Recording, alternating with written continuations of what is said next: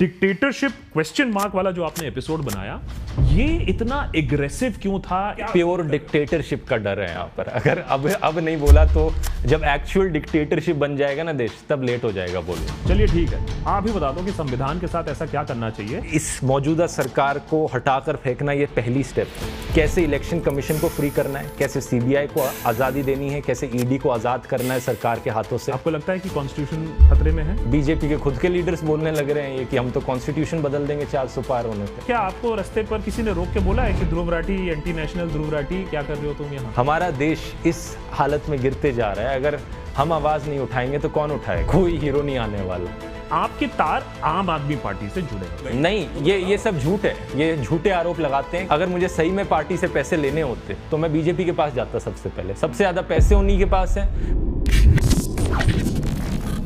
देशभक्त के आज के हमारे कॉन्वर्सेशंस में जो गेस्ट हैं, उन्होंने आजकल थोड़ा सा तहलका मचा के रखा है। वैसे तो सोशल मीडिया के दुनिया में ही इज वेल नोन, लेकिन आजकल पॉलिटिकल गलियारों में भी उनके बारे में काफी बातें हो रही हैं। Dhruv Rathee, many thanks for joining us here on Deshbhakt conversations. Always a pleasure having a conversation with you. लेकिन आज का कॉन्वर्सेशन थोड़ा ज्यादा खास है, specially because we are just a few days away from the elections. और आपके जो आजकल वीडियो आ रहे हैं, काफी धुआंधार वीडियो चल रहे हैं। एजुकेशन से जो आपके ऑलरेडी काफी पॉपुलर वीडियो हुआ करते थे, और अब जो पॉलिटिकल वीडियोस आ रहे हैं, उनमें एक नया जोश दिख रहा है, तेजी दिख रही है, एग्रेशन दिख रहा है।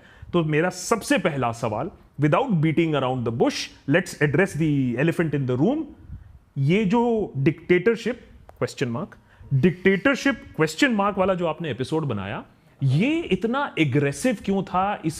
इसके तेवर बिल्कुल अलग क्यों थे आपके दूसरे वीडियो से? वो थोड़े से बैलेंस्ड होते हैं, थोड़ा सा एक उनमें ठहराव होता है, लेकिन इसमें थोड़ा गुस्सा ज्यादा दिखा। अब देखो, कोई भी इंसान अगर अपने देश की परवाह करता है, जो भी चीज़ें मैंने उसमें बताई, सबको जानकर शौक लग जाना चाहिए जो भी मैंने बताया।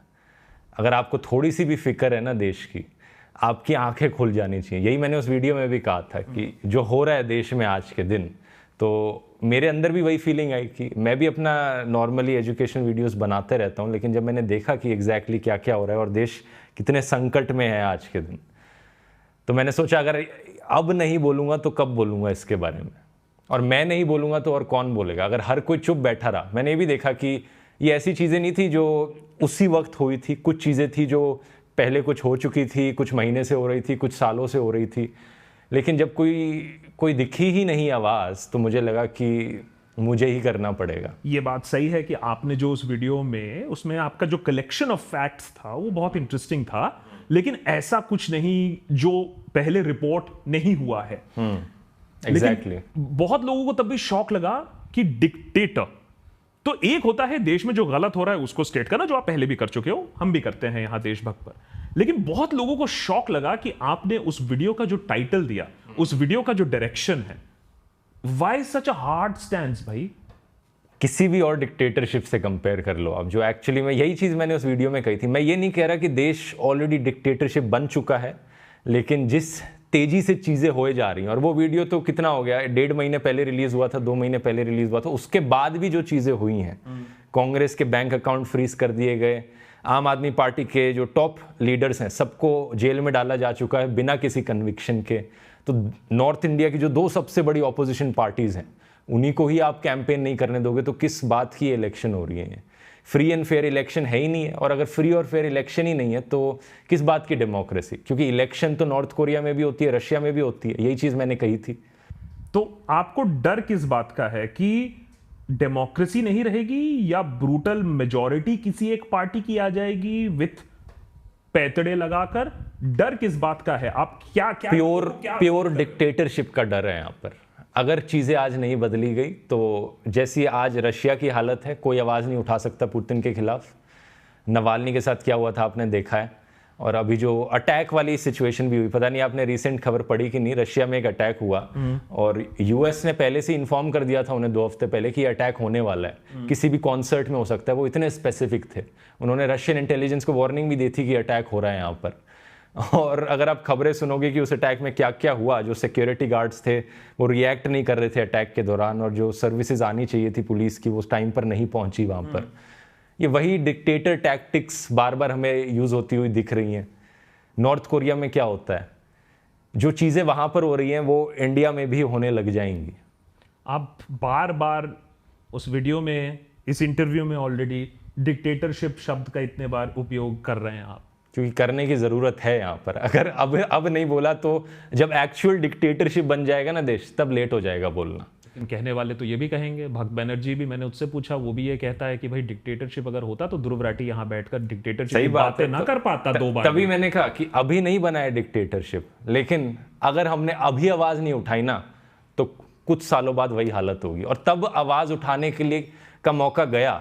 आज रशिया में आप किसी को कहो, किसी रशियन को कि भाई आवाज़ क्यों नहीं उठाता डिक्टेटरशिप के खिलाफ, या किसी नॉर्थ कोरियन बंदे को कहो भाई अपनी आवाज़ उठाओ, प्रोटेस्ट करो, वो क्यों नहीं करते? क्योंकि वहाँ लेट हो चुका है। हम यहाँ अभी लेट नहीं हुआ है और हम लेट नहीं होने दे सकते। लेकिन ध्रुव, ये भी तो है ना कि आप अपना पॉइंट ऑफ व्यू को सत्य मान के दूसरे लोगों को तो ये नहीं बोल सकते हो ना कि भैया तुम ऐसा करो वैसा करो। लोग तो खुश हैं, आप तो ये डिनाई नहीं कर सकते हो कि लोग तो बहुत मगन हैं। तो ये पॉइंट कहां से आ जाता है कि लोगों को आप बता रहे हो कि इसके लिए करो, ऐसे करो, देश डिक्टेटरशिप में है, लोग तो खुश हैं। लोग कहेंगे हम किसको वोट दे सकते हैं, ऐसा नहीं हम है किसको, ऐसा नहीं है कि लोग खुश हैं, लेकिन मैं कहूंगा कि बात उन तक पहुंच नहीं रही है, क्योंकि पूरा का पूरा मीडिया ऑलरेडी खरीदा जा चुका है। हम लोग बचे हैं जो आवाज़ उठाने वाले हैं, हमें भी सेंसर करने की कोशिश करी जा रही है यहाँ पर। तो जब बात उन तक पहुँचेगी ही नहीं तो उन्हें कैसे पता लगेगा? अब ऐसा तो है नहीं कि मैंने कुछ नया बताया हो अपने वीडियो में, जैसा आपने कहा ना, जो भी फैक्ट्स बताए वो सब थे, न्यूज़पेपर रिपोर्ट छपी थी, लेकिन न्यूज़ चैनलों में उनकी बात नहीं हो रही थी, व्हाट्सएप यूनिवर्सिटी में उसकी बात नहीं हो रही थी, सोशल मीडिया पर उसकी बात नहीं हो रही थी। वो खबर आती थी और अखबार के 7वें 8वें पन्ने पर छपकर एक दिन गायब हो जाती थी। यही दिक्कत है। अच्छा चलो, मान लिया कि मीडिया कैप्चर्ड है, काफी हद तक इंफॉर्मेशन लोगों के पास नहीं जा रही है, लेकिन यह बात भी सत्य है कि बहुत लोगों के पास, जिनके पास पूरी इंफॉर्मेशन है, पूरा इंटरनेट है, पूरा मीडिया है, वो भी सब कुछ जानते हुए भी कहते हैं ठीक है ध्रुव राठी तुम जो बोल रहे हो ठीक है, लेकिन हम और किसको वोट दे सकते हैं, देयर इज नो ऑल्टरनेटिव। उसका क्या जवाब है तुम्हारे पास? देखो, ये तो वही बात हो गई जब अगर ब्रिटिश राज था जब देश में, कुछ लोग कहते कि अंग्रेज नहीं तो और कौन। जब देश डिक्टेटरशिप की ओर गिरता जा रहा है, कोई भी ऑप्शन यहाँ पर बेहतर ऑप्शन है। कि मान लो आप गाड़ी में बैठे हो, आपकी गाड़ी पर आग लग जाती है, आपका पहला थॉट क्या होगा? उस गाड़ी से बाहर निकलना ना।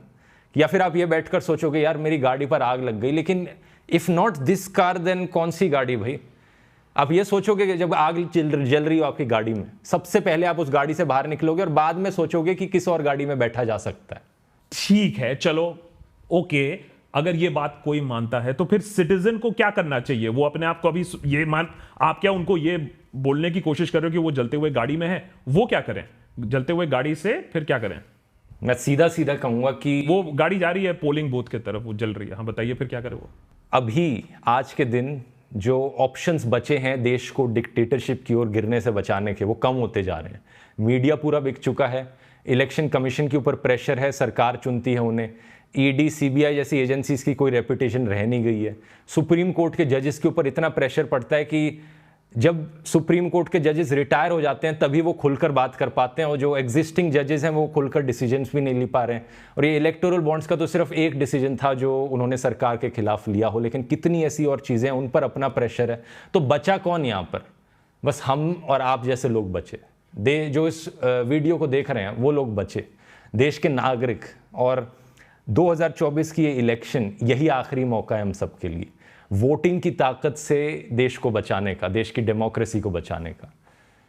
तो सीधा सीधा मैं कहूँगा कि अगर हमें देश को डिक्टेटरशिप की ओर गिरने से बचाना है तो वोट करो जाकर, और अपने आसपास के लोगों को बताओ वोट करें, उन्हें बताओ कि देश आज किस हालत में है। और एक एक व्यूअर जो इस वीडियो को देख रहा है वो सोचना कि आपके पास कितनी ताकत है। अगर हम कितने 1 करोड़ लोग हैं सब्सक्राइबर्स आपके, मेरे मिलाकर होंगे, उससे भी ज़्यादा हैं वैसे, लेकिन अगर हर एक इंसान अपने आसपास के 100 लोगों को बताए सच कि क्या चल रहा है, डिक्टेटरशिप की हालत क्या है, अपने आसपास 100 लोगों को कन्विंस करने की कोशिश करे कि देखो देश यहाँ इस हालत में गिर जाएगा अगर हमने कुछ नहीं किया तो जाकर वोट करो। वोट कैसे करना है, किसी का वोटर आईडी नहीं बनाया, उन्हें बताओ क्या करना है। तो एक एक इंसान 100 पर भारी पड़ सकता है, और ये 1 करोड़ लोग सभी 100 करोड़ लोगों को जागरूक कर सकते हैं। आपको सोशल मीडिया पर इतना भरोसा है कि आप सोशल मीडिया पर नहीं, देश के नागरिकों पर इतना भरोसा है, जो हम लोगों को देख रहे हैं आज के दिन, लोग उन पर इतना भरोसा है। आपको यंगस्टर्स बहुत देखते हैं, ये तो एनालिटिक्स यूट्यूब ही बता देगा। हम लोग ये बात भी करते हैं कि कैसे हमारे पेरेंट्स की जनरेशन को व्हाट्सएप ऑलरेडी खा चुकी है, क्योंकि वो व्हाट्सएप देख देख के उनका दिमाग और भेजा फ्राई हो चुका है। लेकिन यंगस्टर्स से आशा कर सकते हैं, एक ह्यूज चंक ऑफ यंगस्टर्स इस बार वोट करने वाले हैं जिन्होंने ना मेन स्ट्रीम मीडिया कभी देखा है, वो व्हाट्सएप, यूट्यूब, ट्विटर, इंस्टाग्राम देखकर ही बड़े हुए हैं। उनसे ज्यादा आशा है या उनसे कम आशा है? कोई एज की लिमिटेशन नहीं है, कोई जेंडर की लिमिटेशन नहीं है, कोई धर्म की लिमिटेशन नहीं है। जो लोग हर कोई जो इस वीडियो को देख रहा है, जिस इंसान को देश की परवाह है, उसे ये एक्शन लेना चाहिए, उसे डेमोक्रेसी का सिपाही बनना चाहिए। एंड वोटर को फिर क्या देखना चाहिए? मैं ये नहीं कह रहा हूं कि और देशभक्त पर तो हम कभी किसी पार्टी विशेष को सपोर्ट या अपोज नहीं करते हैं, लेकिन आपका थॉट प्रोसेस क्या है? आप क्या, वोटर को क्या फिर देखना चाहिए? सिर्फ एक चीज देखनी चाहिए कि डिक्टेटरशिप को आने से रोकने के लिए क्या करना है देश में। जो सरकार देश को डिक्टेटरशिप की ओर ले जा रही है, उसे सत्ता से पहले बाहर निकालो, उसके बाद देखेंगे क्या करना है। सबसे पहली स्टेप ये है अब यहाँ पर, और सबसे क्रिटिकल स्टेप है ये। उनसे क्या कहना चाहोगे जो लोग कहते हैं कि नहीं नहीं ठीक है? बहुत सारे अंकल भी हैं जो ड्राइंग रूम में बैठकर कहते हैं कि डिक्टेटरशिप अच्छा है, देश चलेगा, ट्रेन टाइम पर मैं उन्हें कहूंगा कि एक बारी अपने मन से इस बात को निकाल दो कि नरेंद्र मोदी देश के लिए अच्छे हैं, वो ये करते हैं। आपकी जो पर्सनल प्रेफरेंसेस हैं उन्हें एक बारी अपने दिल से निकाल दो और सच्चे दिल से चीज़ों को देखने की कोशिश करो, एक थर्ड पर्सन पर्सपेक्टिव से, कि क्या हो रहा है, जो फैक्ट्स यहाँ पर हो रहे हैं, जो इवेंट्स आपके सामने हो रहे हैं, किसी को अरेस्ट किया जा रहा है, किसी के अकाउंट्स फ्रीज किए जा रहे हैं, क्या ये सही हो रहा है? मुझे नहीं लगता कोई भी सच्चे दिल से इस चीज को देखकर कह सकता है कि ये सही हो रहा है। ओके। और हमें अब सवाल भी आपके लिए आए ध्रुव, मेरे इसमें से जितने सवाल मैं पूछूंगा मेरे ख्याल से 90% हमारे मेंबर्स के सवाल हैं। ओके। और उसमें से एक बहुत बार एक सवाल रिपीट हुआ है कि ध्रुव से ये बात पूछो कि ये जो डेमोक्रेसी की बात करता है, ये जो डिक्टेटरशिप वाला वीडियो बनाया, ये अभी ईवीएम, ये इलेक्शन कमीशन के बारे में जो वीडियो बनाया, इलेक्टोरल बॉन्ड के बारे में जो वीडियो बनाया, लेकिन अल्टीमेटली अगर हम एक होकर एक तरफ वोट नहीं करेंगे तो शायद कोलिशन गवर्नमेंट आ जाएगा। और इस चीज का बहुत बड़ा एक डर है कि कोलिशन गवर्नमेंट आने से देश का विकास रुक जाएगा। ये एक बहुत ही बड़ा मिसकंसेप्शन है कि देश का विकास रुक जाएगा, क्योंकि अगर आप हिस्ट्री चेक करोगे कोलिशन गवर्नमेंट्स की और जो मेजॉरिटी गवर्नमेंट्स हैं उनकी, तो आपको दिखेगा जो सबसे ज़्यादा हमें डेवलपमेंट देखने को मिली है देश में, जो सबसे प्रोग्रेसिव कानून देश में आए हैं, वो कोलिशन गवर्नमेंट के ईयर्स में ही आए हैं। चाहे वो अटल बिहारी वाजपेयी की सरकार हो या फिर यूपीए गवर्नमेंट की सरकार हो। उससे पहले जब मेजॉरिटी गवर्नमेंट पावर में थी तब कुछ ना कुछ उन्होंने डिक्टेटोरियल करने की कोशिश करी है, जैसे कि इंदिरा गांधी की हो या राजीव गांधी की हो। तो और ये एक दूसरा परसेप्शन जो लोगों का गलत होता है कि स्टेबिलिटी खत्म हो जाएगी देश में अगर कोलिशन गवर्नमेंट आ गई। तो मैं पूछना चाहूंगा कि स्टेबिलिटी है कहाँ देश में? आज एक इंसान तो बैठा सब कुछ चला रहा है, ईडी उसके हाथ में, सीबीआई उसके हाथ में, सुप्रीम कोर्ट के जजेस पर प्रेशर वहां से पड़ता है, कोई इंस्टीट्यूशन तो बचा ही नहीं। क्या स्टेबिलिटी बची है देश में? किस चीज की स्टेबिलिटी बची है? मीडिया को बोलने का हक नहीं बचा।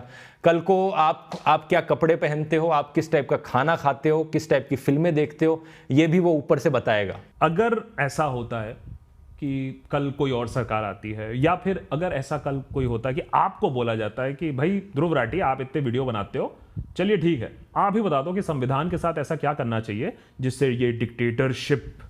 ये बड़ा अच्छा सवाल है, क्योंकि जैसा मैंने कहा कि इस मौजूदा सरकार को हटाकर फेंकना ये पहली स्टेप है। दूसरी स्टेप है, जो भी नई सरकार आएगी, हमारा काम तब से शुरू होगा, आपका और मेरा। हमें उन पर प्रेशर बनाना होगा कि एग्जैक्टली क्या क्या कानून पास किए जाएं जिससे कि इंस्टीट्यूशंस का इंडिपेंडेंस वापस आ सके और आज के बाद देश कभी भी इस हालत में वापस ना गिर सके। कैसे इलेक्शन कमीशन को फ्री करना है, कैसे सीबीआई को आज़ादी देनी है, कैसे ईडी को आज़ाद करना है सरकार के हाथों से, ये सारे कानून बिल पास करने के लिए हमें प्रेशर बनाना पड़ेगा, जो भी नई सरकार बनेगी उस पर। मैं ये नहीं कह रहा हूं कि आप किसी पार्टी का नाम लो या किसी पार्टी की तरफ लोगों को पुश करो, because that's not our job. लेकिन आपको क्या लगता है कि लोगों को कौन सी टाइप ऑफ पार्टी को चूज करना चाहिए अगर ये डिक्टेटरशिप का इशू है? तो कौन सी पार्टी? बिकॉज ये भी तो बोला जाता है देखो करप्ट तो सारे ही पार्टीज हैं। बात सही है, देखो इसमें कुछ गलत नहीं है, क्योंकि कुछ लेवल तक करप्शन हर पार्टी में है, कुछ लेवल तक ये डिक्टेटोरियल जो चीज़ें करी जा रही हैं ये और पार्टीज़ में भी करी जा रही हैं, जैसे टीएमसी पर भी ऐसे आरोप लगते हैं जो काफ़ी हद तक सही है मैं कहूँगा। लेकिन जिस स्केल पर यहाँ सेंट्रल गवर्नमेंट ये कर रही है वो स्केल खतरनाक है यहाँ पर, जिससे सबसे बड़ा खतरा देश को पहुँच रहा है वो सेंट्रल गवर्नमेंट से पहुँच रहा है आज के दिन। आपको लगता है कि कॉन्स्टिट्यूशन खतरे में है अगर 400 पार हो गया तो? खुद ही बोल रहे हैं वो, बीजेपी के खुद के लीडर्स बोलने लग रहे हैं ये कि हम तो कॉन्स्टिट्यूशन बदल देंगे 400 पार होने पे। दूसरा मेरा जो बड़ा सवाल और जो मैंने देखा आपका जो दूसरा, आजकल आपके हर वीडियो के बाद तो बहुत सारे ट्विटर पर भी बस होता है, आप ट्रेंड भी कर रहे थे इतने दिनों से, as a matter of fact मैंने देखा। तो इलेक्टोरल बॉन्ड्स पर जब आपने जो वीडियो बनाया, बिगेस्ट स्कैम आपने उसको कहा है, मैंने भी एपिसोड्स बनाए हैं, लेकिन ये एपिसोड बनाने के बाद, ये तथ्य रखने के बाद, सुप्रीम कोर्ट के इतने बड़े वर्डिक्ट के बाद, एसबीआई को इतनी बार घंकालने के बाद, डेटा बाहर निकलने के बाद, आपको लगता है कि इससे इलेक्शन पर कोई इंपैक्ट पड़ेगा? अगर लोगों को जागरूक किया गया तो जरूर पड़ेगा, अगर लोगों तक खबरें ही नहीं पहुंचाई गई तो नहीं पड़ेगा। कुछ लोगों को लगता है कि ये इलेक्टोरल बॉन्ड का स्कैम सिर्फ हम यहाँ पर 6,000 या 12,000 करोड़ की बात कर रहे हैं इसलिए छोटी सी चीज़ है, ये कोई इतनी बड़ी चीज़ नहीं है। लेकिन एक बहुत बड़ा कारण था, मैंने इसे देश के इतिहास का सबसे बड़ा स्कैम क्यों कहा। इसके पीछे कारण ये था कि अगर आप इसके अंदर जाके, क्योंकि ये एक स्कैम नहीं है, ये स्कैमों का भंडार है, अलग अलग छोटे छोटे स्कैम्स, छोटे बड़े स्कैम्स इसके अंदर भरे हुए हैं। एक एग्जाम्पल लेकर देख लो, मैंने जो वीडियो में लिया था कि कोई प्रोजेक्ट था किसी सरकार का जिसकी कॉस्ट पड़ रही थी 84,000 करोड़ रुपीस, उसकी कॉस्ट इन्फ्लेट करके 1.4 लाख करोड़ रुपीस बना दी। यही 70-80 करोड़ का तो यही घोटाला हो गया यहाँ पर, लाखों करोड़ों की बात करी जा रही है यहाँ पर। और इसलिए मैं कह रहा हूँ, और जो लोग उससे भी कंपेयर करते थे वो 2G स्कैम और कोलगेट वाले स्कैम से, उससे भी कंपेयर कर लो। अभी क्या देखने को मिल रहा है कि जो सबसे बड़ा आरोपी था कोलगेट स्कैम का, उसे बीजेपी ने टिकट दे दी, ईडी रेड मारी उस पर, चुप कराया, उसे बीजेपी से टिकट दे दी। क्या चल रहा है मतलब ये देश में? एक तरफ हम देखते हैं कि मणिपुर जल रहा है, लद्दाख में प्रोटेस्ट हो रहा है, लोगों को फर्क नहीं पड़ रहा है। दूसरी तरफ हम देखते हैं 2G कोलगेट स्कैम पे लोग रास्ते पर आ गए थे, अब इतना बड़ा स्कैम हुआ है लेकिन इंपैक्ट एटलीस्ट लोगों के मन में उतना नहीं दिख रहा है। तो क्या लोगों को ये सब स्कैम और प्रोटेस्ट क्या वो भूल चुके हैं, उससे ऊपर चले गए हैं? लोग नहीं भूले, मीडिया ने भुलाने की कोशिश करी है। असल में जब तक बातों को पहुंचाएगा नहीं जनता तक, तब तक लोगों को पता कैसे चलेगा लद्दाख में क्या हो रहा है, मणिपुर में क्या हो रहा है? उन्हें आइडिया ही नहीं है इस चीज़ का। एक बार, तभी मैं कह रहा हूँ कि एक एक व्यूअर जो इस वीडियो को देख रहा है उसको वो बस सोचे कि कैसे 100 लोगों तक अपना संदेश पहुंचा सकता है। क्योंकि आप अपने आसपास के 100 लोगों को बताओ क्या हो रहा है, मणिपुर में क्या हो रहा है, लद्दाख में क्या हो रहा है, इलेक्टोरल बॉन्ड्स का क्या मुद्दा है, कैसे देश तानाशाही की ओर गिरता जा रहा है। एक्टिव एजुकेशनलिस्ट से एक्टिविस्ट का टैग लग जाएगा। देखो सच बताऊं तो मुझे मज़ा नहीं आता ये करने में, मुझे मज़ा तो अपने एजुकेशन वीडियोस बनाने में आता है। पैसे भी वहीं ज़्यादा मिलते हैं, स्पॉन्सर्स भी वहीं ज़्यादा आते हैं, और इससे जो कंट्रोवर्सी है वो भी नहीं होती। तो मेरी रेपुटेशन के लिए, पैसों के लिए, हर चीज़ के लिए, अपनी पर्सनल एंजॉयमेंट के लिए वही वीडियोस बनाने बेहतर थे। लेकिन मैंने ये देखा कि आज जब इतना बड़ा देश, हमारा देश इस हालत में गिरते जा रहा है, अगर हम आवाज़ नहीं उठाएंगे तो कौन उठाएगा? लेकिन इलेक्टोरल बॉन्ड तुम्हारा देखेगा कौन? क्योंकि अभी तो अरविंद केजरीवाल को भी उसी शाम को ही अरेस्ट कर लिया जाता है जब फाइनल डेटा बाहर निकलता है। एक मुद्दा नहीं है, अरविंद केजरीवाल की अरेस्ट हो, कांग्रेस के बैंक अकाउंट फ्रीज करना हो, इलेक्टोरल बॉन्ड्स हो, ये सब एक दूसरे से लिंक्ड है। इवन मणिपुर, लद्दाख, ये सब एक दूसरे से लिंक्ड है। केजरीवाल के अरेस्ट में भी वो जो मनी ट्रेल की लिंक निकल कर आई है वो भी इलेक्टोरल बॉन्ड्स के थ्रू ही रिवील हुई कि वो बीजेपी तक पहुंचती है। जो पहला अक्यूज था उस स्कैम का, उसने बीजेपी को 50 करोड़ दिए और केजरीवाल पर आरोप लगा दिए। यही सब चल रहा है देश में। तो ये सारी चीज़ें एक दूसरे से लिंक्ड है जो होने लग रही हैं। लोगों को जो सच पहुंचाना है वो ये कलेक्टिवली बताना पड़ेगा कि क्या हो रहा है यहाँ पे। अगर हमारी जो डेमोक्रेटिक इंस्टीट्यूशंस हैं, अगर वो अपना काम ठीक से करती तो क्या ये 100 लोगों को बताने की जरूरत पड़ती, ये एक्टिविज्म करने की जरूरत पड़ती क्या? तब नहीं पड़ती। अगर हमारे इंस्टीट्यूशन सही से काम कर रहे हो। But certain institutions काम नहीं कर रहे हैं, क्यों? What is the data? Data क्या है? मीडिया ही नहीं बता रहा, आप देख लो। एक एक चीज को उठाकर देख लो। मणिपुर की बात करी मीडिया ने, लद्दाख में सोनम वांगचुक, उसकी बात करी नहीं करी, इलेक्टोरल बॉन्ड्स की बात करी नहीं करी मीडिया ने।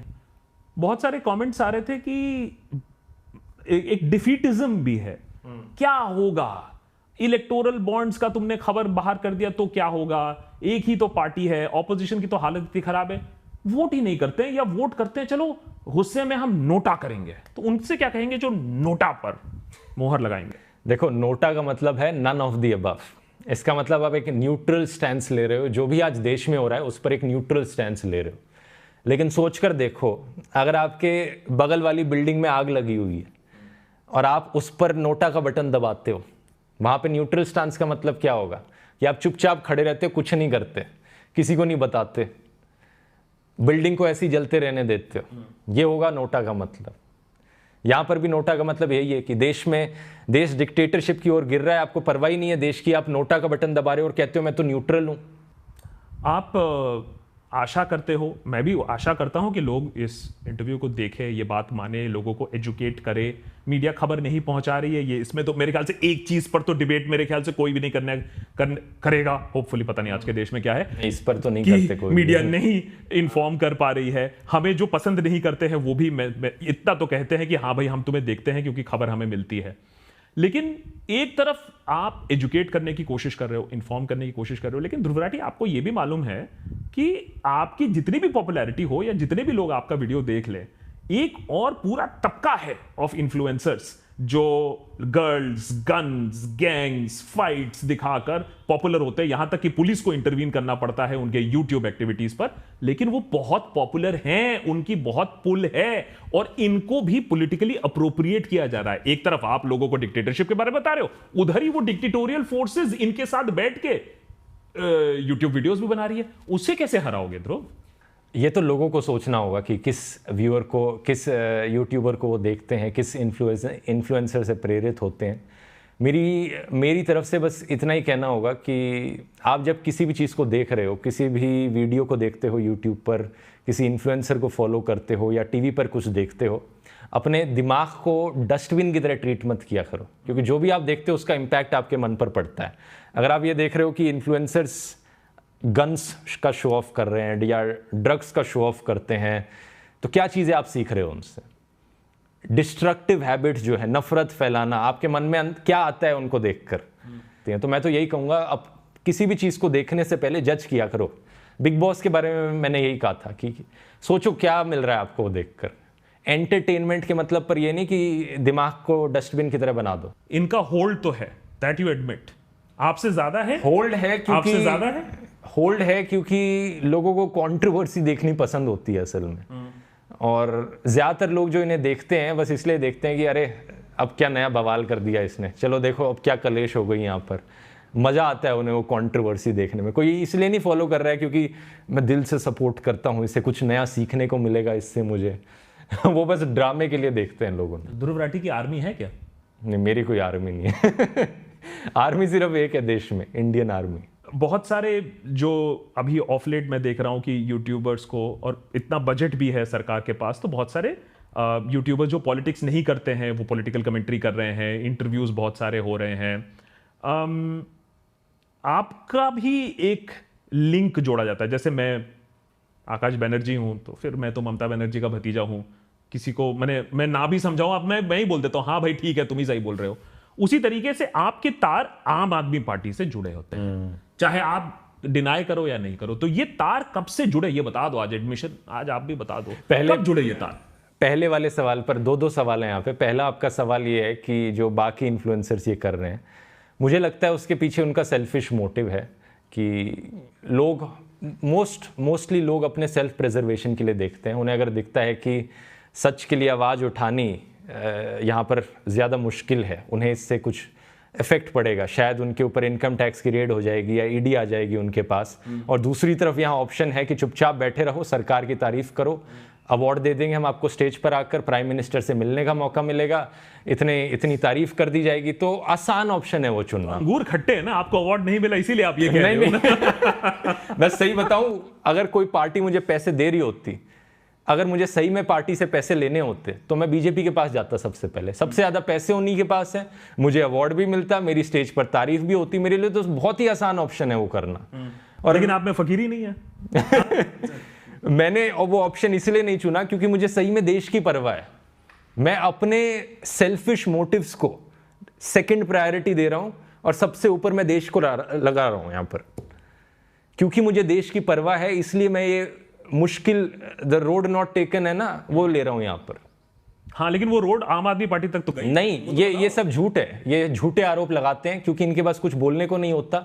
मैं बता दूं, ये क्लियर कर देता हूं, क्लियर शब्दों में कह रहा हूं, ना मैं किसी पॉलिटिकल पार्टी का मेंबर हूं, ना कभी था, ना किसी पॉलिटिकल पार्टी ने मुझे आज तक पैसे दिए और ना मैंने किसी पॉलिटिकल पार्टी से आज तक पैसे लिए। मुझे ऑफर जरूर आए हैं इसके, आए हैं। हाँ, एक साउथ में कोई पार्टी थी, उसके चीफ मिनिस्टर ने मुझे इनवाइट किया था कि पैसे देकर इंटरव्यू कर लो। मैंने रिजेक्ट कर दिया, किसी पॉलिटिकल पार्टी से पैसे नहीं लेने।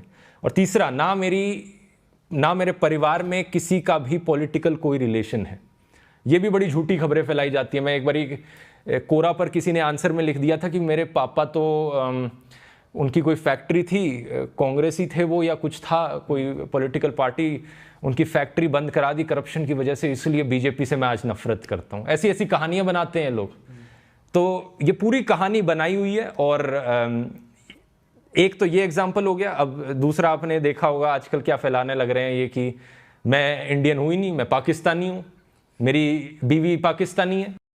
मैसेज है ना, आपने देखा होगा वो मैसेज, स्क्रीन पर जरूर दिखाना व्यूअर्स को कि क्या क्या बकवास लिखकर ये व्हाट्सएप फॉरवर्ड्स में फैलाते हैं। एडिटर लगा देगा। तो जो भी पर्सनल अटैक्स मुझ पर किए जा रहे हैं, ये सब एक डाइवर्जन है, क्योंकि मेरी बातों का इनके पास कोई जवाब नहीं है, फैक्ट्स को काउंटर करने का इनके पास कोई तरीका नहीं बचा, इसलिए ये सब चीजें कर रहे हैं। बट ये जो तरीके होते हैं, झूठ फैलाना, गाली बकना, ये काफी इफेक्टिव भी होता है। तो आप पर इफेक्टिव नहीं रहा है? आप कह रहे हो कि जब आपको पाकिस्तानी बोला जाता है या आपके वाइफ के ऊपर सवाल उठाए जाते हैं या उसे गाली बकी जाती है, जो लोग इसे फॉरवर्ड करते हैं उन्होंने अपना मन पहले से बना रखा होता है कि यार हमारे लीडर के बारे में कुछ इसने बोल दिया, पक्का कुछ ना कुछ रिलेशन होगा, पक्का कोई तो फंडिंग कर रहा होगा इसकी, ये उनके मन में आता है। तो फंडिंग कहीं से तो आती होगी ना फिर। अरे नहीं आती ना, यही तो मैं कह रहा हूं। चैनल तो चलाना है ना, चैनल चलाना से फंडिंग आती है, फिर स्पॉन्सर से फंडिंग आती है। रूल्स के अकॉर्डिंग वीडियोस में जो स्पॉन्सर होते हैं, मुझे बोलना होता है कि स्पॉन्सर है, हैशटैग ऐड भी लिखा आता है, जब मैं उन्हें स्पॉन्सर करता हूं वहां से फंडिंग आती है। ओके, सो लेकिन वो व्हाट्सएप मैसेज जरूर दिखाना आप व्यूअर्स को, क्योंकि उससे पता चलता है कि जो लोग इन व्हाट्सएप मैसेजेस को फॉरवर्ड करते हैं वो सोचते भी नहीं करने से पहले, थोड़ा सा पढ़ लें कि वहां पर क्या लिखा हुआ है, उसी से पता लग जाएगा कि कितनी बकवास है ये। लेकिन आपको लगता है कि इवन अगर ये बकवास है, लोग आजकल व्हाट्सएप पर कुछ भी मानने को तैयार हो जाते हैं? कुछ हो जाते हैं, लेकिन वो उनके जो प्री कंसीव्ड उनकी आइडियोलॉजी है उसी के अकॉर्डिंग वो चीज़ें शेयर करते हैं, फॉरवर्ड करते हैं। तो बस मैं कहूँगा कि थोड़ी सी कॉमन सेंस यूज़ किया करो व्हाट्सएप फॉरवर्ड्स करने से पहले। बहुत जो सवाल आए हैं हमारे डिस्कॉर्ड सर्वर पे और हमारे यूट्यूब चैनल पर और पेट्रियन पर, एक बहुत कॉमन सवाल है कि देखो, हमें ध्रुव का काम बहुत अच्छा लगता है, लेकिन ध्रुव तो बाहर जर्मनी में बैठकर, आपको जैसे आपके ट्रोलर जर्मन शेपर्ड भी बोलते हैं, तो जर्मनी बैठ के बात करता है, यहां आकर बात करो। तो इनको क्या जवाब? ये फिर से वही बात हो गई कि मेरी बातों का जवाब नहीं है तो कुछ नई चीज बना दी, कोई नई गाली बना दी यहाँ पर बोलने के लिए। सुभाष चंद्र बोस भी जर्मनी में जाकर काम करते थे, क्या उन्हें भी जर्मन शेपर्ड बोलोगे? नेताजी सुभाष चंद्र बोस ने भी किसी जर्मन ऑस्ट्रियन से शादी करी थी, क्या इस रीजन की वजह से उन्हें भी वो बोलोगे? ये सब डाइवर्जन के तरीके हैं, जैसा मैंने कहा। और एक सेकेंड, हम ये इंटरव्यू का कर रहे हैं नहीं, क्या हम आपके घर में कर रहे हैं ना, तो क्या मैं आपके घर में रहता हूँ? जर्मनी में तो नहीं है। हाँ ठीक है। So you are saying that अगर आप यहाँ रहते तो यही तेवर से बात करते हैं ध्रुव? कोशिश तो यही रहती मेरी। या फिर कहीं ना कहीं एक जर्मन डेमोक्रेसी का जो इम्पैक्ट है, लिबरल, हाँ, एग्रेसिव ऑपोजिशन होना चाहिए, एक जर्मन डेमोक्रेटिक वैल्यूज तो कहीं नहीं आ गए आपके अंदर? क्योंकि लोग तो खुश हैं, कहते यही डेमोक्रेसी है, यही मदर ऑफ डेमोक्रेसी, ऐसी चलती है। इन सब चीज़ों का जर्मनी से, वेस्ट से कोई रिलेशन नहीं है। जिन वैल्यूज़ की मैं बात कर रहा हूँ वो वही वैल्यूज़ हैं जिनकी भगत सिंह ने बात करी थी, नेताजी सुभाष चंद्र बोस ने बात करी थी, महात्मा गांधी जी ने बात करी थी। हमारे सारे फ्रीडम फाइटर्स ने इन्हीं वैल्यूज़ के लिए अपनी जान दे दी थी। जब सुभाष चंद्र बोस ने बोला था तुम मुझे खून दो, मैं तुम्हें आज़ादी दूंगा, लोग इस कहावत को दोहराते तो हैं, लेकिन इसका मतलब क्या है? थोड़ा सोच कर देखा है? इसका मतलब है कि आपकी खून की, आपकी आज़ादी की जो कीमत है वो आपकी खून की कीमत से ज़्यादा है। ये मायने हैं फ्रीडम के। इस हद तक हमें जाना चाहिए आज़ादी के लिए फाइट करने के लिए। और जो आप गिरते हालत की बात कर रहे हो, एक उसमें सवाल भी आया है और मैं तो खुद एक्सपीरियंस करता हूं इसमें, तो सेल्फ सेंसरशिप जो आज हुआ है वो कितना आपको करना पड़ता है? क्योंकि हर आदमी आपको प्राइवेटली ये बोलेगा हाँ हमें सोच के बोलना पड़ता है, तो आप भी सोच के बोल रहे हो अपने वीडियोस में? सोचकर तो बोलना ही पड़ता है, क्योंकि नहीं तो कुछ भी गलत बोला जा सकता है।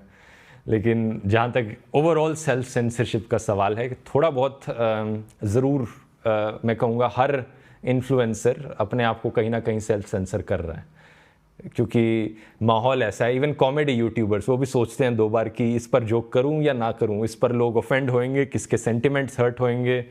पता नहीं, आजकल तो आईपीएल टीम्स पर भी कोई जोक कर दिया, किसी के सेंटिमेंट हर्ट हो जाते हैं। ट्विटर पर ट्रेंड चल रहा था उस दिन, मैंने देखा था। तो हर कोई कुछ हद तक सेल्फ सेंसर कर रहा है अपने आप को, लेकिन मेरी कोशिश यही है कि जितना खुलकर मैं बोल सकूं उतना खुलकर बोलने की कोशिश कर रहा हूँ। YouTube में एक सबसे ज़्यादा जो सवाल आपका आया है आपके ऊपर, इस बहुत क्लियरली लोग आपको काफ़ी टाइम से जो फॉलो कर रहे हैं वो एक ट्रिजेक्टरी देख पाए हैं आपकी वीडियोस की, कि कहीं ना कहीं उनका मानना है कि ध्रुव ने बीच में आशा छोड़ दी थी, वो पॉलिटिकल वीडियो से एजुकेशनल वीडियो पे चले आए हैं और अब इलेक्शन से पहले काफ़ी ज़्यादा एग्रेसिव तरीके से वापस आए। तो उनका सवाल ये है कि ये एग्रेशन जो आ रहा है ये कहीं टाइमिंग की वजह से तो नहीं है कि आप सिर्फ एक टाइमिंग देखकर ये वीडियोस ऐसा कर रहे हो, या there is more to it? क्योंकि एजुकेशन छोड़कर आप वापस पॉलिटिक्स में काफी एग्रेसिवली आप वीडियोस बना रहे हो, क्यों? मेरा पैशन जो है वो एजुकेशन वीडियोस बनाना है। पॉलिटिक्स के वीडियोस अब मैं जो बना रहा हूँ ये मजबूरी की वजह से बना रहा हूँ, मजबूरी आसपास की हालातों को देखकर। और जब ये करोगे, कहाँ एजुकेशन वीडियो में आराम से रिस्पेक्ट भी मिलेगा, सिविल सर्वेंट एस्पिरेंट्स भी आपको देखेंगे, लेकिन यहां आपको गाली गलौच मिलेगा, थ्रेट्स मिलेंगे। एग्जैक्टली। तो कितना आपको इंपैक्ट करता है? क्योंकि प्रॉब्लम यह है कि जो सही बात बोलना चाहता है, जो एक प्रोग्रेसिव बंदा है या लिबरल बंदा है या ग्लोबल आउटलुक वाला बंदा है, वो 5 गालियां खा के वो चुप हो जाता है। हर किसी को यही सोचना चाहिए कि देखो, देश को बचाने के लिए ऐसा तो है नहीं कि कोई आसमान से आकर टपकेगा। फिल्में देखकर लोगों को लगता होगा कि कोई हीरो आ जाएगा जो देश को बचा लेगा। कोई हीरो नहीं आने वाला, ये मैंने सोचा है। और इसको लेकर एक फ्रेज हो सकता है कि मैं नहीं तो और कौन, हम नहीं तो और कौन। आपकी टी शर्ट पे लिखा है we the people of India, हम ही इंडिया हैं, हम नहीं तो और कौन देश को बचाएगा। How to handle this trolling? आपकी चलिए मोटी चमड़ी है, मेरी भी कभी कभी हो ही जाती है, इतने दिनों से हो गई है, लेकिन एक नॉर्मल बंदा क्या करेगा जब इतनी उसको ट्रोल किया जाएगा? अरे फैमिली मेंबर्स और एलुमनाई ग्रुप नहीं छोड़ते हैं, बाकी तो आप आईटी सेल को मारो गोली, यहां तो फैमिली वाले पीछे पड़ जाते हैं। तो उनको क्या बोलोगे कि अगर वो सच बोलना भी चाहे तो क्या करें?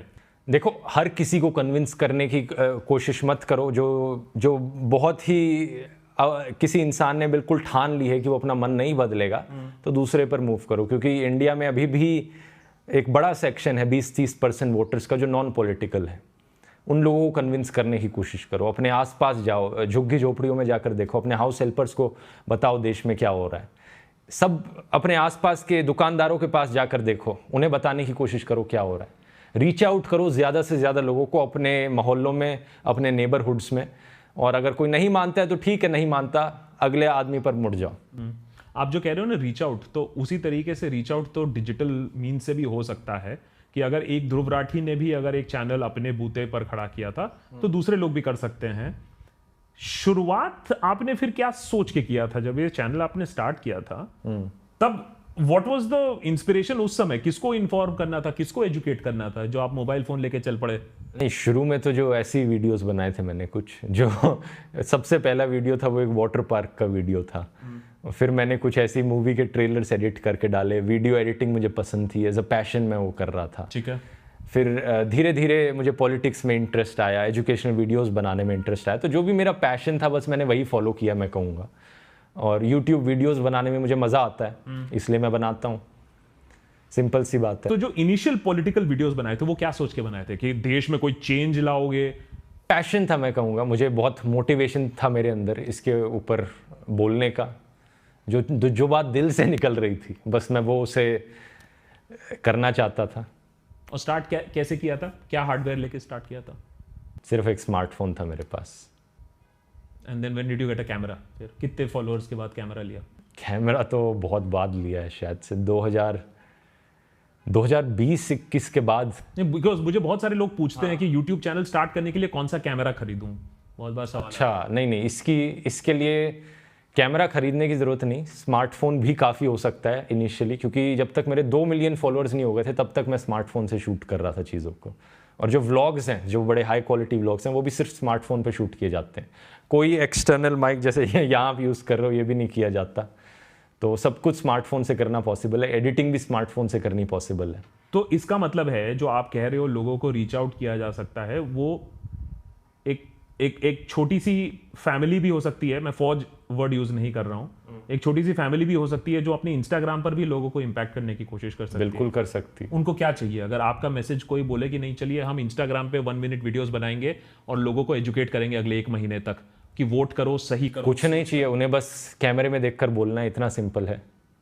लेकिन अगर आप प्रॉपरली यूट्यूबर बनने की कोशिश कर रहे हैं, कंटेंट क्रिएटर बनने की कोशिश कर रहे हैं, तो कुछ और चीज़ें हैं जिनके बारे में आपको सोचना होता है। लाइक जैसे कि किस नीश में आप जाएंगे, एग्जैक्टली कौन सी स्किल्स पर आप फोकस करेंगे। इसकी मैंने डिटेल में बात अपने यूट्यूबर वाले कोर्स में करी है, जो तीसरा कोर्स मैंने भी रिलीज़ किया है। वो इसी पर फोकस्ड है कि अगर आपको कंटेंट क्रिएशन को अपना करियर बनाना है या पार्ट टाइम जॉब बनाना है तो ये आप कैसे कर सकते हैं। इनफैक्ट मैं आपके व्यूअर्स को एक डिस्काउंट भी देना चाहूँगा, अगर किसी को कोई इंटरेस्टेड है आपके देशभक्त व्यूअर्स में से उस कोर्स को खरीदने में। देशभक्त है आपका चैनल, तो देश40 DESH 40 कूपन को इस्तेमाल करें वो, तो उन्हें 40% ऑफ मिलेगा इस कोर्स पर। इसका QR कोड आप यहाँ डाल सकते हो या इसका लिंक नीचे डिस्क्रिप्शन में भी डाल सकते हो। तो उस कोर्स में मैंने यही समझाया कि आप नीश अपनी कैसे चुन सकते हो और किन चीज़ों पर आपको फोकस करना चाहिए एक सक्सेसफुल यूट्यूबर बनने के लिए। और आपको अभी सबसे ज्यादा किस चीज पर फोकस करना पड़ता है जब आप वीडियोस बनाते हो, given the times that we live in? किस चीज पर सबसे ज्यादा फोकस करना पड़ता है? अब ऑब्वियसली लाइटिंग और ऑडियो पर तो उतना फोकस नहीं जितना कुछ और चीजें हैं। नहीं, मैं कहूँगा हर चीज़ पर फोकस करना पड़ता है। एक बहुत ही लंबा प्रोसेस है। पहले देखो, स्क्रिप्टिंग, रिसर्चिंग से शुरू होता है, scripting, filming, video editing, reviewing the video, analysing the video. एक इस लंबे प्रोसेस में हर छोटी छोटी चीज़ पर मैं फोकस करता हूँ और उन्हें इम्प्रूव करने की कोशिश करता हूँ। तो ऐसा नहीं है कि कोई एक स्पेसिफिक एस्पेक्ट पर ज़्यादा फोकस करने की ज़रूरत है। And why should somebody believe in you? Because Dhruv, बहुत सारे लोग ऐसे भी सवाल करते हैं कि नहीं यार, हम तो इस पर विश्वास नहीं करेंगे, हम तो कुछ अपना ही देखेंगे। आप पर विश्वास क्यों करे आदमी? मत करो मेरे ऊपर विश्वास। मैंने कभी नहीं कहा कि मेरे ऊपर विश्वास करो। बस जो फैक्ट्स मैं आपको वीडियो में दिखा रहा हूँ उन पर गौर करो। क्योंकि वीडियो में हमेशा किसी ना किसी न्यूज़पेपर क्लिपिंग का इस्तेमाल किया जाता है। मैं यहाँ पर सेकेंडरी सोर्स हूँ। प्राइमरी सोर्स वही है जो इन्वेस्टिगेटिव जर्नलिस्ट मेहनत से आज भी काम कर रहे हैं, जिनकी ज़्यादा बात नहीं करी जाती है, जो अखबारों के 7th 8th पेज पर खबर छप रही है, उन्हीं को ही मैं निकाल कर आपके सामने रख रहा हूँ यहाँ पर। तो आप खुद से फैक्ट चेक करके देखो कितना सच बोल रहा हूँ, मेरी बात में कितना सच है। खुद से अपने सोर्सेज को देखो, खुद उन अखबारों पे जाओ, प्राइमरी सोर्सेज को इवैल्यूएट करो और जज कर लो। एक चीज होता है कि लोग ये गोदी मीडिया बहुत देख रहे हैं, और दूसरा होता है, मेरा तो पर्सनली मानना है कि वेब में काफी इंटरेस्टिंग इंफॉर्मेशन है, जर्नलिज्म हो रहा है। तो आप अपने व्यूअर से क्या कहते हो? उन्हें क्या देखना चाहिए? चलो, ध्रुव राठी का तो एक एपिसोड आता है, हफ्ते में 2 आ जाएंगे, 3 आ जाएंगे, बाकी टाइम वो क्या देखेगा? What would you tell them? क्या कंज्यूम करने के लिए? इंफॉर्मेशन कंज्यूम करने के लिए वो क्या देखे? देशभक्त देखे। ये तो प्लग हो गया, चलिए ठीक है। बट इंफॉर्मेशन है, यू आर सेइंग दैट जो काम आपका होता है या हमारा होता है, जो हम रिसर्च करते हैं, जिसके काम पर हम बेस करते हैं, तो वो इंफॉर्मेशन है क्या? लोग नहीं देख रहे हैं? क्योंकि मैं काफी बार देखता हूं कि इंफॉर्मेशन है लेकिन कंजम्पशन नहीं है। प्रॉब्लम कहां है? एटीट्यूड की थोड़ी सी मैं कहूँगा कि जो ट्रेडिशन है हमारा वो यही था कि न्यूज़ जो है वो टीवी में देखी जाएगी। हमारी पिछली जनरेशन्स भी वैसा ही करती थी, तो आज भी लोग वही फॉलो करते हैं कि अगर न्यूज़ देखनी है तो अखबार पढ़ो या टीवी में देखो। तो सोशल मीडिया को as a source of information ज़्यादा कंसिडर नहीं किया जाता है। अब ये चीज़ बदल रही है और इसलिए मैं कहूँगा कि लोगों का थोड़ा फोकस इस पे लाने की ज़रूरत है। और ये आपके साथ कितनी बार हुआ है कि चलो ठीक है, आपने बहुत मेहनत किया, फैक्ट दिखा, ये वो, उसके बाद वीडियो निकलने के बाद फैक्ट में चेंज आ गया, नया फैक्ट आ गया, नया इन्फॉर्मेशन आ गया, आपका वीडियो उल्टा पड़ गया, ऐसा होता है? बिल्कुल होता है ऐसा जब भी होता है मैं पिंड कमेंट में या डिस्क्रिप्शन में मेंशन कर देता हूँ कि अब ये चीज़ बदल गई है, या वीडियो में मैंने ये चीज़ गलत बोल दी थी, अनइंटेंशनल मिस्टेक थी, वहाँ पर मैं मेंशन कर देता हूँ। इनफैक्ट ऐसी गलतियों को मिनिमाइज़ करने के लिए मैंने एक पूरा सिस्टम बनाया है, मैंने एक एक्सेल फाइल बनाई है जो पिछले वीडियोस की मिस्टेक्स को नोट डाउन करती है, जिसमें मैं लिखता हूँ कि किस टाइम स्टैम्प पर क्या गलती थी, क्यों वो गलती हुई, किसकी गलती थी टीम में, और क्या इंटेंसिटी थी उस गलती की, ठीक करने के लिए क्या किया उस गलती को। और जब से हमने इस सिस्टम पे काम करना शुरू किया तब से जो फ्रीक्वेंसी थी अनइंटेंशनल मिस्टेक्स की वो बहुत कम हो गई है। मैंने फेक न्यूज़ फैलाते थे इसका मतलब? नहीं, फेक न्यूज़ नहीं फैलाता था। अनइंटेंशनल मिस्टेक और इंटेंशनली फेक न्यूज़ फैलाने में बहुत फ़र्क है। अनइंटेंशनली कुछ गलतियां हो जाती थी, कहीं पढ़ने में गलती हो गई, कहीं बोलने में गलती हो गई। जैसे कई बारी मैं 29 ईयर्स लिखा था एज वहाँ पे किसी की एक वीडियो में, तो मैंने उसे 39 पढ़ दिया, ऐसी गलतियाँ हो गई। तो इन सब चीज़ों को मैंने रिकॉर्ड किया, देखा क्यों ये गलतियाँ हो रही हैं, कैसे हम इन्हें रिव्यू के वक्त करेक्ट कर सकते हैं, और अब ये बहुत कम हो गई हैं। पहले वीडियोस में ज़्यादा होती थी, अब बहुत कम हो गई हैं पहले के कंपैरिजन में। तो आपकी टीम कितनी बड़ी है? मैंने 50-100 लोग हैं, कितने लोग हैं? 50-100 तो नहीं है, 10 हैं, 10-11 हैं मैं कहूँगा। So you are saying that 10 लोगों के साथ एक YouTube channel mainstream media के नैरेटिव को compete कर सकती है?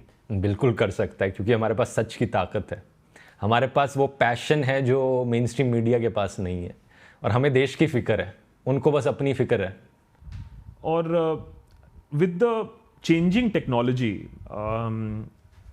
बहुत सारे जो यंगस्टर्स हैं वो एक ही, मैंने मुझे हर दिन, आई एम श्योर आपको भी बहुत सारे मेल्स आते होंगे, और अभी आपके इंटरव्यू के समय भी बहुत सारे लोगों ने ये सवाल पूछा है कि एज ए यंगस्टर आपका वीडियो तो हमने देखा, हमने पॉलिटिक्स समझा, लेकिन हम अपने लाइफ के साथ क्या करेंगे, क्योंकि यहाँ ना जॉब्स की प्रॉब्लम है, करियर की इश्यूज हैं, AI is also stepping in. Youth को पॉलिटिक्स सोचने से पहले अपना लाइफ के बारे में भी सोचना इतना उन लोगों को स्ट्रेस लग रहा है, तो पॉलिटिक्स कहां से देखेंगे वो?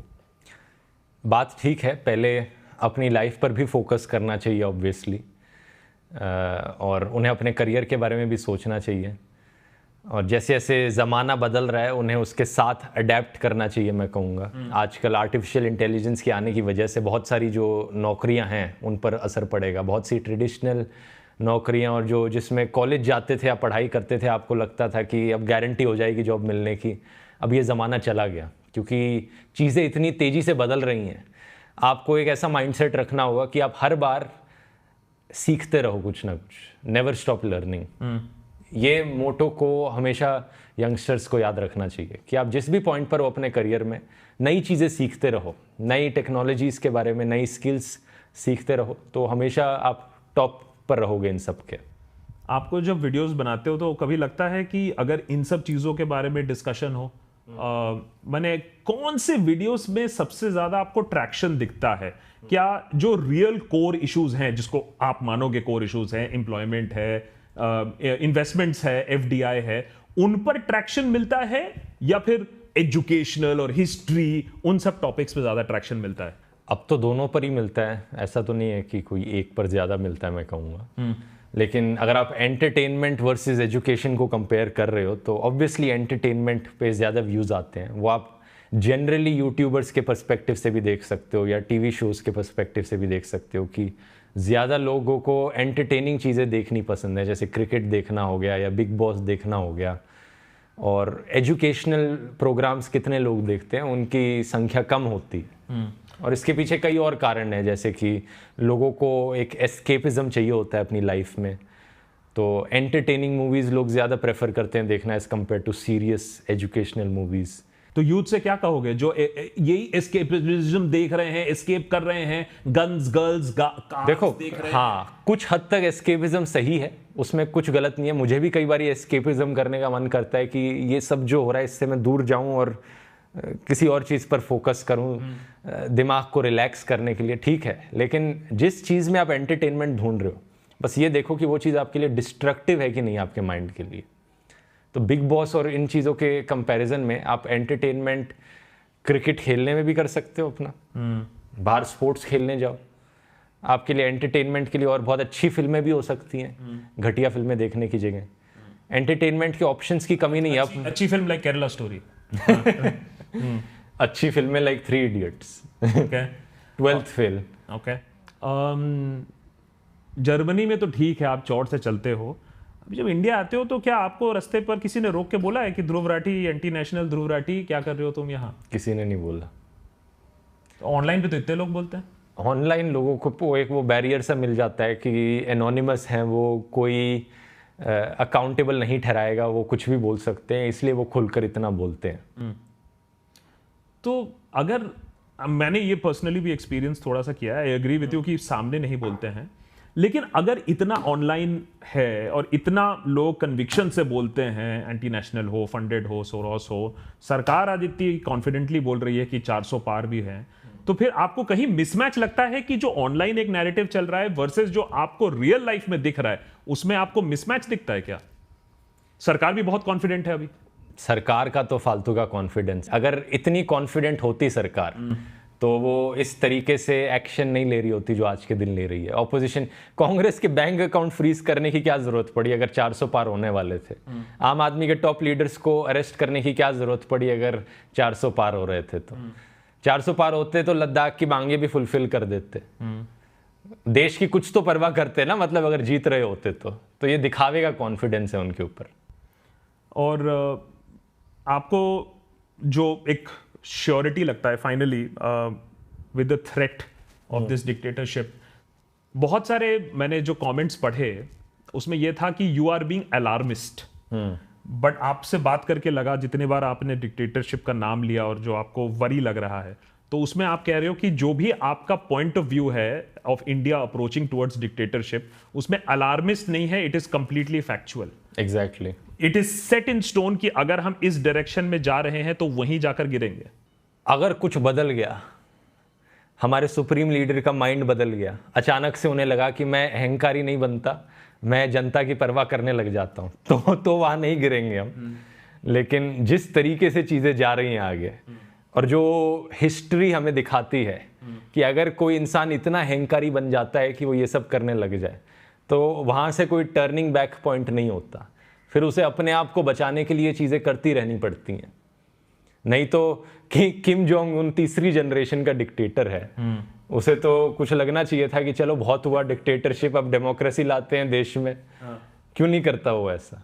और आप क्योंकि इतना इंटरनेशनली ट्रैवल करते हो, एक बहुत बड़ी चीज जो बोली जाती है कि देश की छवि बहुत बदल गई है, बहुत ज्यादा सम्मान आने लगा है। भाई मैं तो इतना ट्रैवल नहीं करता हूं, आप बहुत ज्यादा ट्रैवल करते हो, तो ऐसा हुआ है क्या पिछले 5 सालों में लोग आते हैं आपके ऊपर और बोलते हैं अरे अरे अरे अरे आप तो इंडिया से हैं, आपका पासपोर्ट देख के ही एकदम मंत्रमुग्ध हो जाते हैं? एज एन इंटरनेशनल ट्रैवलर क्या आपको लगा है कोई डिफरेंस? कुछ भी नहीं हुआ ऐसा।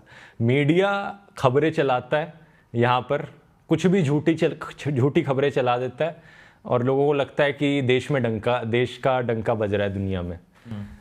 अभी रशिया यूक्रेन वाली चीज़ देख लो, क्या मतलब क्या बकवास चलाई उन्होंने कि मोदी जी ने वॉर रुकवा दी पापा।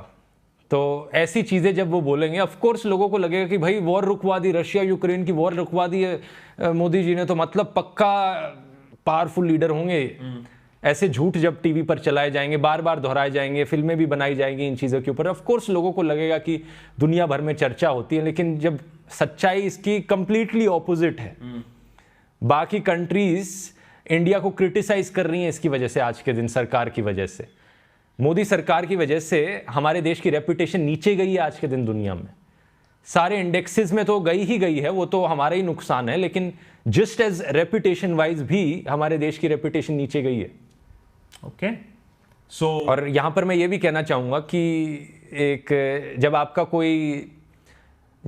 आपका लड़का है, आपका बेटा है ना, अगर वो ड्रग्स करता है, मान लो वो उसको गंदी आदतें लग जाती हैं, शराब पीने लग जाता है या अल्कोहल एडिक्ट बन जाता है, तो आप क्या करोगे? आप उसे डांट के समझाओगे ना कि ये गलत कर रहा है, या फिर आप कहोगे कि नहीं मैं चुप रहता हूँ, मेरे बेटे के बारे में कुछ मत बोलना, मैं कोई एक्शन नहीं लूंगा, बस उसकी तारीफ करते रहूंगा। आपको दिख रहा है कि वो पर्सनल लाइफ में नीचे जाता जा रहा है, लेकिन आप कुछ नहीं बोलते, आप कहते हो कि भाई सब चंगा है, और कोई उसे क्रिटिसाइज करने को बोलता है मेरे बेटे को कुछ मत कहना। ये पागलपंती है ना। यही चीज लोग देश के साथ कर रहे हैं, जो कर रहे हैं। जब देश नीचे जा रहा है तो उसे यहां सरकार को डांट कर, क्रिटिसाइज करके देश को इंप्रूव करना है, लेकिन वो नहीं कर रहे हैं। वो कह रहे हैं देश नीचे जा रहा है, जाते रहने दो, हमें तो तारीफ ही सुननी है बस। क्योंकि उनका मानना है कि हमने किसी को वोट दिया है तो हम उनके खिलाफ नहीं बोल सकते। आपने अपने बेटे को जन्म दिया है आप अपने बेटे को डांटते हो कि नहीं डांटते?